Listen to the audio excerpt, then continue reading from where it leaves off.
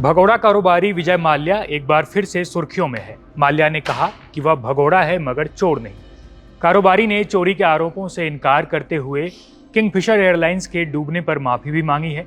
शायद यह पहली बार है जब उन्होंने पब्लिकली आकर माफी मांगी है। विजय माल्या पर भारत में कई धोखाधड़ी के आरोप हैं और वे कई सालों से फरार भी चल रहे हैं। उन्होंने ये भी कहा कि वो भारत लौट सकते हैं लेकिन कुछ शर्तों पर। ये सारी बातें उन्होंने एक पॉडकास्ट में बताई है, जहां उन्होंने भगोड़ा और चोर कहे जाने से लेकर अरुण जेटली को बताकर भारत छोड़ने पर भी बात की है। इन सब मुद्दों पर माल्या पहली बार अपनी साइड बता रहे थे, जो हम आपको इस वीडियो में बताने वाले हैं। नमस्कार, मेरा नाम है जयदीप और आप देख रहे हैं India.com। 2 मार्च 2016 जेनेवा में मीटिंग के लिए मैं लंदन जा रहा था।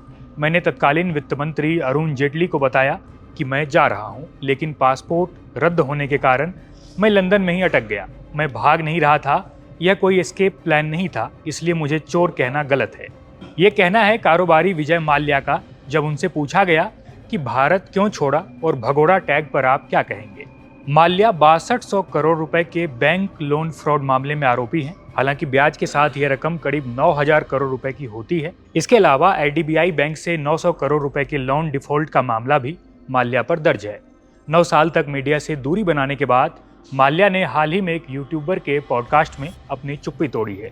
इस 4 घंटे की बातचीत में उन्होंने अपने जिंदगी, बिजनेस, किंगफिशर एयरलाइंस के डूबने, कर्मचारियों की बकाया सैलरी और कानूनी लड़ाई पर खुलकर बात की है।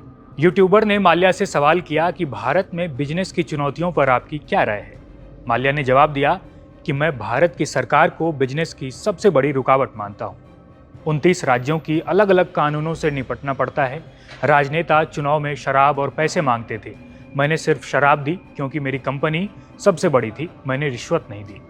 अब कई लोगों के मन में ये सवाल भी है कि विजय माल्या इस वक्त कहाँ है। तो आपको बता दें कि 9000 करोड़ के घोटाले के बाद 2016 से वो इंग्लैंड में रह रहा है। पिछले कई सालों से माल्या प्रत्यर्पण कार्यवाही में लगा हुआ है। जब आरोपी को एक देश से दूसरा देश भेजा जाता है तो उसे प्रत्यर्पण कार्यवाही कहते हैं। हालांकि माल्या अभी भी भारत भेजे जाने का विरोध कर रहा है। उसने दावा किया कि भारत में उन्हें निष्पक्ष मुकदमा नहीं मिलेगा।